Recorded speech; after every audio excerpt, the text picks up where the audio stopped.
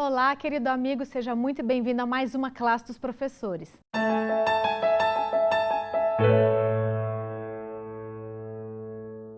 Estamos aqui iniciando mais um trimestre, mais uma lição. O título da lição desse trimestre é o Evangelho de Marcos e o título da lição dessa semana é o princípio do Evangelho. Então a gente vai conversar sobre Marcos, né, esse discípulo de Jesus que inicialmente foi um discípulo, né, como a lição diz, fracassado, e depois ele foi um discípulo restaurado. E, como sempre, tem muitas lições para a gente aprender aqui. Antes da gente entrar na lição propriamente dita, eu vou pedir sua ajuda para a gente divulgar o projeto da classe dos professores. Como que você pode fazer isso? Compartilhando o vídeo na setinha que está aqui embaixo com seus contatos, clicando no joinha, deixando o seu like. Se inscrevendo no nosso canal do YouTube Adventistas Lago Sul, caso você ainda não seja inscrito, e aí não esquece de ativar o sininho das notificações para você saber quando tem conteúdo novo no canal e deixando o seu comentário. A gente lê todos os comentários, oramos por todos os pedidos de oração que são feitos aqui, e mesmo a gente não tendo tempo de mandar um abraço para todo mundo, eu queria mandar um abraço especial para algumas pessoas que estão sempre assistindo e sempre comentando e compartilhando com a gente o ponto de vista deles da lição, que são o Reinaldo Silva. Toda sexta-feira o Reinaldo assiste, ele acompanha a gente, no sábado quando entra no ar ele acompanha também. Muito obrigada, Reinaldo, é muito bom ter você aqui com a gente. O Benjamin, que falou que está acompanhando a gente lá da Angola. O Júlio César, que acompanha a gente de Gravataí, no Rio Grande do Sul, ele é professor da Escola Sabatina, pediu para mandar um abraço para ele, então um abraço, um beijo para você. O Jair Barbosa, que acompanha a gente de Manaus, também pediu para mandar um oi para ele. Muito obrigada, Jair, por acompanhar a gente. E a gente tem aqui na Igreja Adventista do Lago Sul 2 Cláudios, os dois acompanham a nossa classe. Um deles é o marido da nossa querida Dória e o outro é o marido da nossa querida Célia. Muito obrigada por acompanhar, por apoiar esse projeto aqui também da nossa Igreja do Lago Sul. Antes da gente começar, então, eu quero apresentar para vocês os nossos professores que vão estar com a gente esse trimestre. Para começar aqui, bem do meu ladinho, pertinho de mim, a pessoa que vocês já conhecem, está estreando, né? Quer dizer, estreou trimestre passado, agora está com a gente, o Verivaldo. Seja bem-vindo, Verivas. Muito obrigado, uma alegria estar de volta aqui. Significa que eu passei no teste do primeiro trimestre, exatamente. né? Para estar aqui na segunda temporada.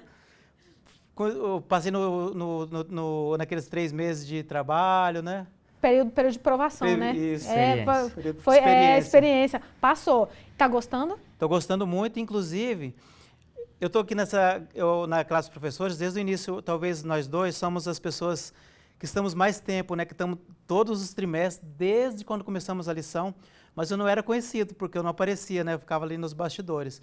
Mas agora, depois de gravar a lição, fui até reconhecido. Olha só. O Evandro Carneiro, que trabalha comigo lá na divisão sul-americana, quando eu estava passando pela portaria, ele olhou para mim e falou assim: eu te vi lá na classe dos professores. E também, quando eu fui comprar a minha lição na CPB, a Auriane, que trabalha lá na CPB, também me reconheceu, falou que nos assiste, que acompanha a nossa classe dos professores. Então, eu queria mandar um abraço para o Evandro e para a Auriane. Obrigada, né? Obrigada por acompanharem, gente. É muito bom ter esse feedback de vocês. Do lado dele, a gente tem a nossa querida Cris. Seja bem-vinda, Cris. Obrigado, muito bom estar aqui mais uma vez, gravando, para que a gente possa aprender um pouco mais do nosso Deus, né? É verdade. E do lado dela, mas não menos importante, por último, mas não menos importante, nosso querido Dalmo. Seja bem-vindo de volta, Dalmo. Mais uma vez, pela graça de Deus, juntos aqui. Eu sou a Jéssica, sou membro aqui da Igreja Adventista do Lago Sul, todos nós somos, né, temos a honra de fazermos parte dessa igreja aqui. Antes da gente começar, então, eu vou pedir, Verivelto, você faz uma oração pra gente, por favor? Oremos, então. Senhor Jesus, estamos iniciando mais um novo trimestre, estamos iniciando mais novos estudos sobre a sua palavra, e nesse caso aqui sobre o Evangelho de Marcos, que tudo que nós possamos aprender aqui durante o trimestre todo, não fique apenas guardado no nosso coração, mas que nós possamos espalhar essa mensagem a outras pessoas, levar essa mensagem a todos ao nosso redor, para que nós possamos abreviar sua volta. Esteja conosco durante o estudo da lição, nos abençoe, nos capacite, para que nós possamos falar sempre do seu amor, das suas bênçãos recebidas. Em nome de Jesus, para sempre. Amém. Amém. Muito bem. O princípio do Evangelho. Esse trimestre a gente vai estudar o livro de Marcos e aí o nosso verso para memorizar está lá em Marcos capítulo 1, versos 14 e 15. Então, se você ainda não está com a sua Bíblia, pausa o vídeo rapidinho, pega ali a sua Bíblia, senta aqui de novo, abre em Marcos 1, versos 14 e 15. Eu vou convidar vocês para lerem que eu abri ele aqui. E diz assim: Depois de João ter sido preso, Jesus foi para a Galileia, pregando o evangelho de Deus. Ele dizia: o tempo está cumprido e o reino de Deus está próximo. Arrependam-se e creiam no evangelho. Muito bem, quando a gente fala dos evangelhos, a gente tem aqueles primeiros livros, né, do Novo Testamento, e um deles é o livro de Marcos, potencialmente foi escrito por João Marcos, que acompanhou Paulo e Barnabé nas suas viagens. Isso começou porque a mãe dele, a mãe de Marcos, era convertida ao cristianismo e naquela época, como eles viajavam muito, que eles não tinham essas facilidades que a gente tem hoje, né, de celular, de internet, eles tinham que viajar a pé pelas cidades para pregar o evangelho. E as pessoas que eram convertidas ao cristianismo, elas cediam as suas casas para que os pregadores do evangelho, né, pudessem, os missionários pudessem dormir, comer e ter um lugar para descansar e para se alimentar. A mãe de Marcos era uma dessas pessoas. Então, em uma dessas oportunidades que Paulo e Barnabé ficaram hospedados na casa dela, ela, né, recebeu, alimentou eles e quando eles foram partir viagem, né, continuar a viagem, Marcos se ofereceu para ir junto com eles. Mas aí, a lição de domingo, né, o autor chama Marcos de missionário fracassado. Dalmo, por que o autor chamou Marcos de missionário fracassado? Já começa complicada a lição, né? Vamos começar um trimestre já com fracasso. É interessante que ao longo do trimestre aqui nós vamos aprender muito sobre essa figura de Marcos, né? Jéssica, nesse primeiro momento a gente percebe que Marcos não estava preparado. Possivelmente ele tinha uma família abastada e vivia uma casa com conforto, né? E nas primeiras dificuldades ele acabou realmente voltando para casa porque viu que parece que na hora que ele precisou de enfrentar alguma coisa mais dura, ele ainda não estava preparado para aquilo. Talvez imaturidade, alguma coisa que ele ainda precisava aprender. E ao longo do trimestre nós vamos verificar que quem virou essa figura para receber esse evangelho como sendo dele, né? Isso demonstra para a gente alguns detalhes, né? Que na obra importante aqui dos que creem em Cristo, a obra a gente precisa ser delicados, pacientes, ter doçura, ter bondade, mas também a gente precisa de quê? Firmeza, coragem, resiliência, né? Perseverança. E a lição já vai tratando desses assuntos assim. Então, quem tem interesse em partilhar do amor de Deus, sabe que às vezes vai enfrentar dificuldades. Então, ele foi fracassado naquele momento ali, porque exatamente no primeiro momento de dificuldade, ele acaba não conseguindo cumprir com esmereza que merecia o evangelho, né? Nós vamos ver ao longo do trimestre aí, o Verivelto vai tratar das questões de chance e tal, mas é por conta disso. Então, a lição ainda traz uma questão importante para a gente, que se você tem um interesse, você deve se preparar psicologicamente, né? Saber o que você quer levar e saber que poderá enfrentar alguma dificuldade. É verdade, né? A gente vê, engraçado que Marcos, ele foi meio que um mimadinho, né?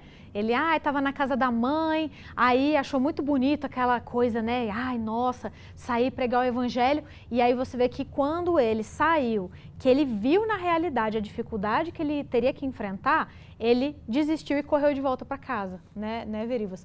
Só que a gente vê, quando a gente vai acompanhando a história, a gente vê que eventualmente ele se arrepende de ter voltado para casa e ele quer tentar de novo. Ele fala, não, cara, eu acho que eu desisti muito fácil, eu vou... Ele deve ter sentido, né, aquele chamado do Espírito Santo, né, no coração dele. E aí a gente vê que ele volta e pede para Paulo e Barnabé uma segunda chance. O que aconteceu quando ele foi pedir para eles se ele poderia acompanhá-los de novo na viagem deles?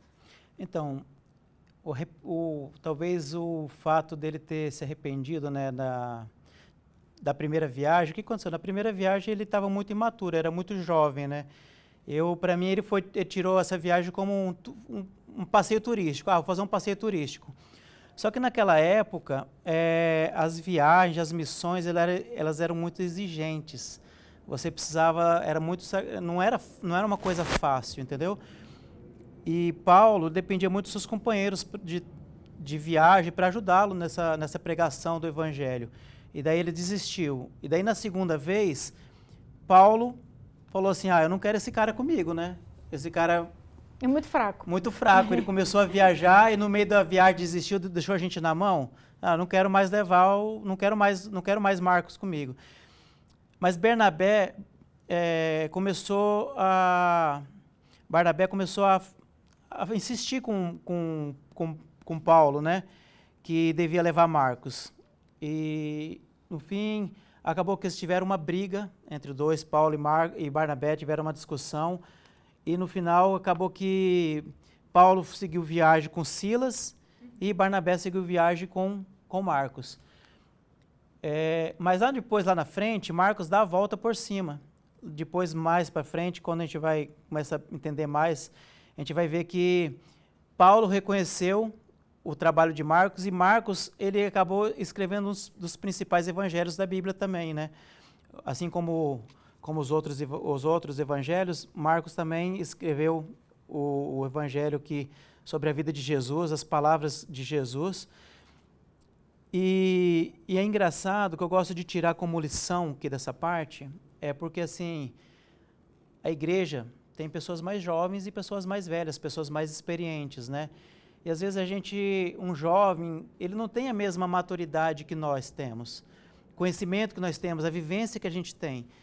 E às vezes a gente, por causa do mais jovem, desistiu, ou ele não quis fazer uma coisa, ele achou que aquele trabalho era duro demais naquele primeiro momento, a gente desiste daquela pessoa. A gente, esse cara não serve para mais nada. Assim como Paulo, no início, imaginava que ele não servia para mais nada.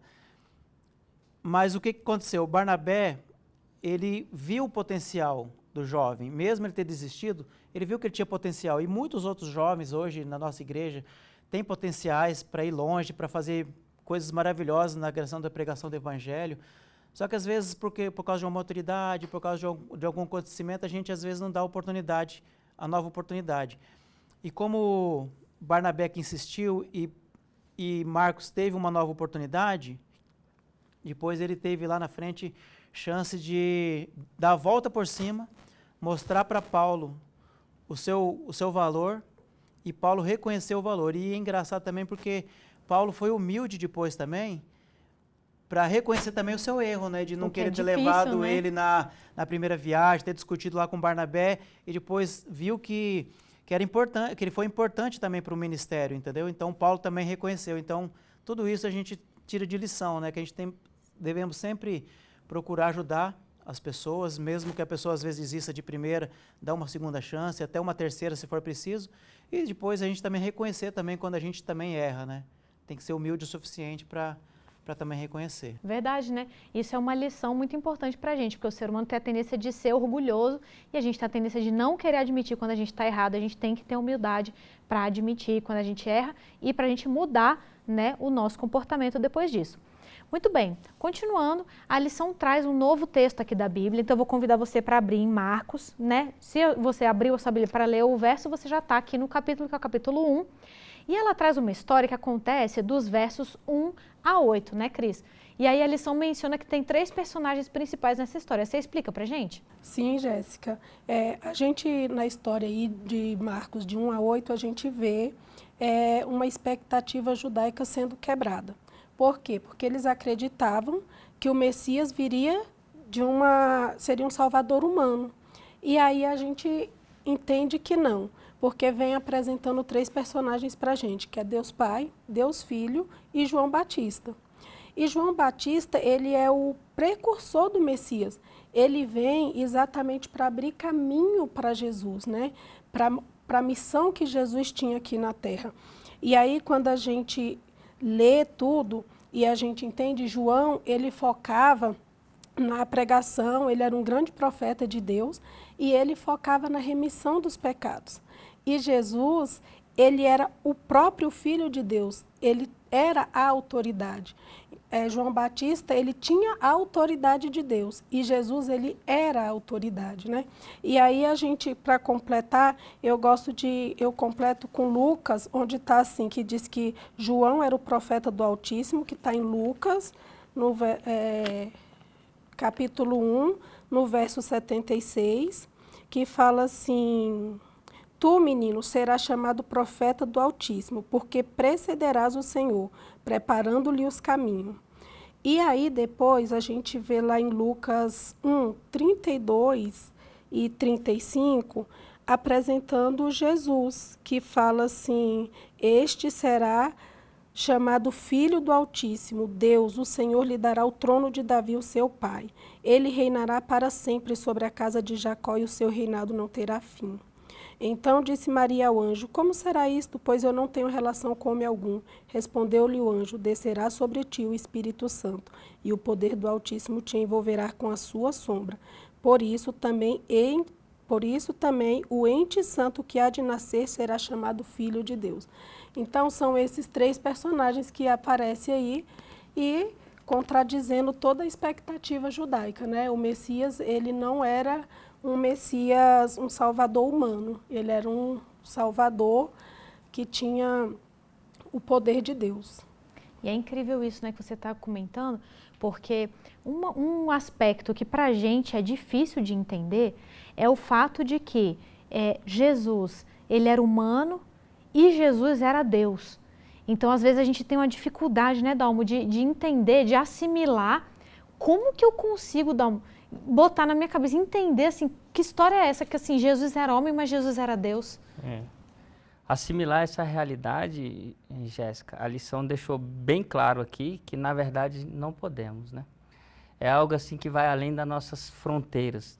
Talvez na eternidade, a gente aprendendo mais coisas, a gente vai ter um pouquinho mais de luz. Chega um pouquinho mais perto sobre o que Cristo realmente fez, né? A gente sabe que a eternidade tem para a gente estudar isso.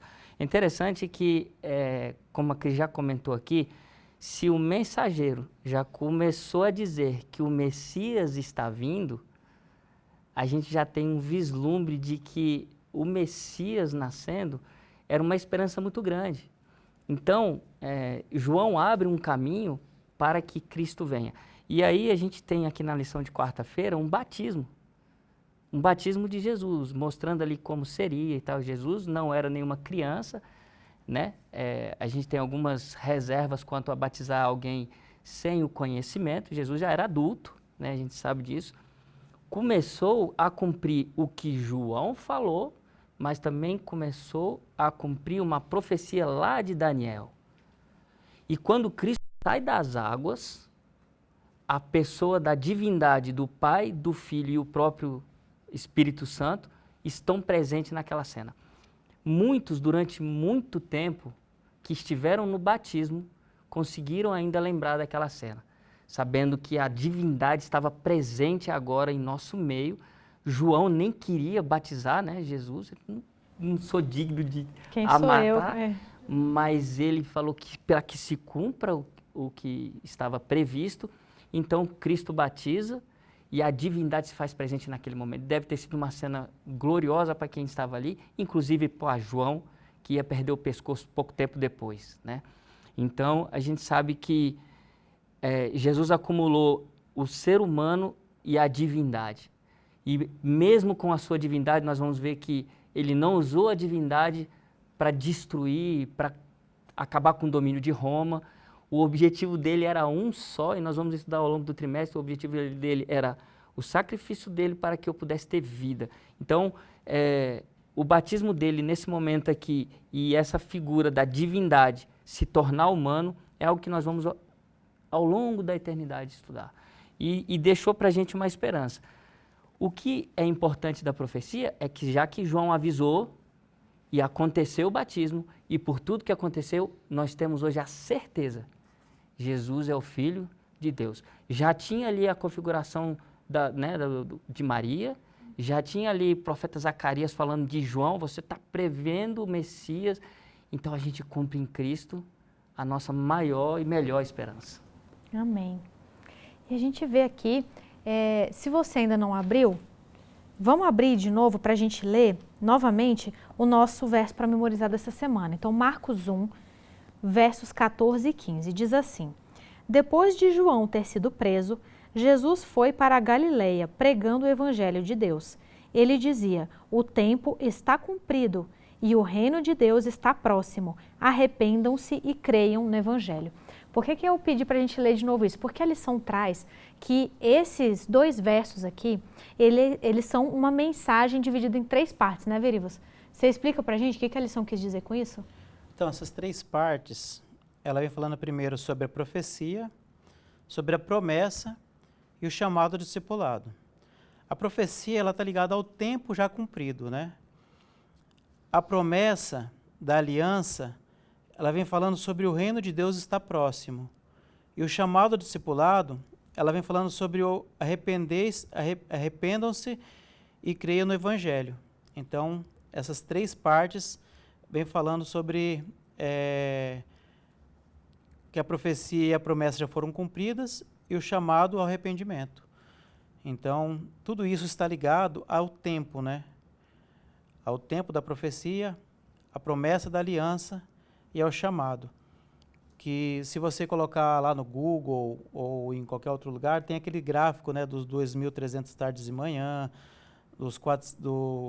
das 70 semanas, que fala em Daniel 9, 24 a 27. Então, tudo está ligado à profecia, promessa e ao chamado discipulado.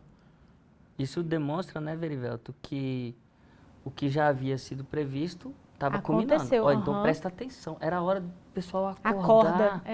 Né? Era hora de estar lá, assim, falei, caramba, vai ser... E alguns o fizeram, né? Quando Jesus é pequeno e vai levado ao templo, né, tinha a senhorinha lá que, quando ele recebe, ela começa a profetizar. Agora nasceu o Messias. O outro falou assim, eu posso morrer porque eu vi o meu Salvador. Né? Então, ele ainda era pequeno e a mensagem já estava clara ali, nasceu o Messias, nasceu o Messias. Então, realmente, nesse verso a gente consegue já entender que toda essa configuração já estava preparada, né? A gente vê aí, primeiro, como o Verivelto falou, né, o cumprimento da profecia. Então, existia a profecia do nascimento do Messias. A profecia se cumpriu. Então, já é número 1. Presta atenção. Foi profetizado há tanto tempo atrás. Olha aqui, se cumprindo exatamente no momento que foi profetizado.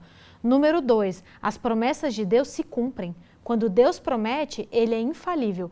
Então, eu perdoo vocês, vou mandar o meu filho para morrer por vocês, para que vocês que não são dignos, né, sejam perdoados e possam ter a oportunidade de entrar na nova terra. Então, primeiro, Deus fala e Deus cumpre. Deus promete, né, Deus cumpre e manda o Salvador. E aí depois vem então o chamado ao discipulado, né, que você comentou, que é a terceira parte. Então, eu estou cumprindo a minha parte. Agora vocês cumprem a parte de vocês. Arrependam-se, creiam no Evangelho e venham. E a gente sabe que a Bíblia, ela é um livro só. Hoje em dia nós temos essa divisão de Antigo e Novo Testamento, né? E aí tem gente que acredita que com o Antigo Testamento não vale mais, o que vale é o Novo Testamento, aquela coisa toda. Mas a Bíblia, ela nunca foi feita para ser dividida, a Bíblia é uma coisa só. Tanto é que a Bíblia é harmônica. Tudo aquilo que eles falam no Novo Testamento é sempre remetendo, quando eles falam, e as Escrituras, e a Palavra do Senhor, eles estão se remetendo ao quê? Ao Antigo Testamento. E se você for ver, é tudo uma coisa só. Então, querida, a gente vê, inclusive, que essa passagem, né, de Mateus 1, 14 e 15, ela tem um paralelo, inclusive, no último livro da Bíblia, que é o Apocalipse, né? Exatamente. Lá em Apocalipse 14, 6 e 7, nós temos exatamente uma mensagem do primeiro anjo, né? E a mensagem do primeiro anjo diz o quê? Que é temer a Deus e dar-lhe glória, porque é a hora do seu juízo. Então, assim, quando a gente estuda a Bíblia, a gente vê como que ela se completa, né? E aí, ali Apocalipse 14, 6, esses versos, eles são vistos como uma mensagem de advertência, que é chamando a gente ao arrependimento, colocando também a gente ao arrependimento e dizendo, olha, temer a Deus, dá-lhe glória, porque é a hora do juízo, e também te convidando a espalhar a mensagem, né, de um Cristo que já está perto de vir, porque, como vocês falaram, todas as profecias até agora têm se cumprido, né? Então, a profecia de que Jesus vai voltar também vai se cumprir. E eu acredito que não vai demorar muito mais não, porque... desenrolar desse mundo, exatamente. Né? Então, é a hora da gente mesmo proclamar o Evangelho para que outras pessoas também conheçam a Cristo e mais pessoas possam se arrepender e estar com Ele, né? Amém. E essa é uma oportunidade que Deus nos dá, porque é aquela coisa, né? A própria Bíblia diz que se nós não falássemos, as próprias pedras falariam e pregariam. Mas Deus dá a oportunidade da gente participar dessa coisa tão bonita que é a pregação do Evangelho a toda tribo, língua, povo e nação. Então, para a gente encerrar, Dalmo, você poderia, por favor, fazer uma oração para nós? Vamos orar. Bondoso Deus, somos gratos, Senhor, por mais um estudo da Tua Palavra. Que o Seu Evangelho possa estar em nossos corações e que possamos compartilhar também com mais pessoas sobre o teu amor e o que o Senhor veio fazer por cada um de nós aqui. Somos gratos a Ti pelo teu sacrifício, estamos dispostos a estar sendo guiados pelo teu Espírito para que possamos estar sempre no teu caminho. Esteja conosco, nos abençoe e nos proteja em nome de Jesus. Amém. Amém. Muito obrigada por nos acompanhar e não se esqueça, a classe dos professores não substitui o estudo diário da sua lição. Então, todo dia, acorda, pega a sua Bíblia, pega a sua lição, vai ter esse momento com Jesus, porque Ele está te esperando e isso é para você, é um presente para você começar o seu dia bem. Obrigada por nos acompanhar, a gente espera vocês semana que vem para mais uma classe dos professores.